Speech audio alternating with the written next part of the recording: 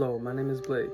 I stand before you as someone living and learning on the Anishinaabe and unceded Anishinaabe and Algonquin territory. Although I'm non-Indigenous, I feel that it's important to work towards truth and reconciliation for the Indigenous people. I also know that a land acknowledgement isn't enough of an apology to the Indigenous people, so we must be fully committed to understand what we have done and the effects of colonization. Before starting this research, I didn't know much about the systems that have taken away and undermined the Indigenous sovereignty. Now that I realize sovereignty is much more than owning land, it involves power to govern, protect, grow, and survive on that land. According to the University of British Columbia, sovereignty is not only about having a land base, but is having the right to govern and make decisions on that land. What I find aggravating is that this land was never signed over in a treaty. Although the Algonquin people never see this land, they try negotiating before it being taken away. Even though now there's communities like Wolf Lake First Nation that don't even have their own land base. Indigenous nations in Canada were completely sovereign long before European colonizers came.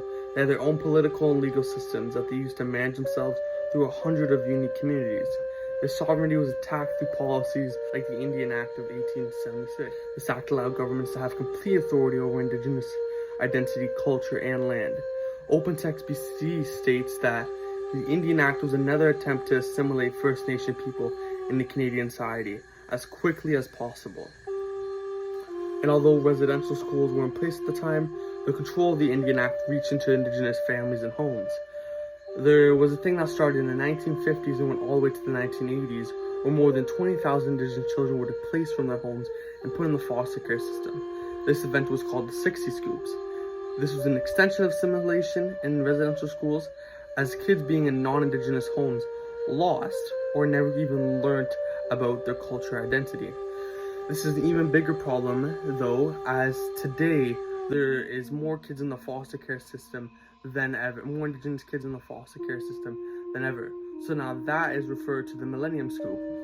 And this shows that even though Indigenous people are free today and are under much oppression, they're still affected by systematic oppression. Even then, there were treaties signed, like Treaty 6 in the 1876, but promises of these treaties were rarely honored or didn't have all that much value to Indigenous people. This treaty offered protection from famine and a medicine chest for healthcare, but in practice, these promises often went unfulfilled. Although treaties like this were seen as stepping stones to having other promises fulfilled and stepping stones to having other treaties. So I say start where you are.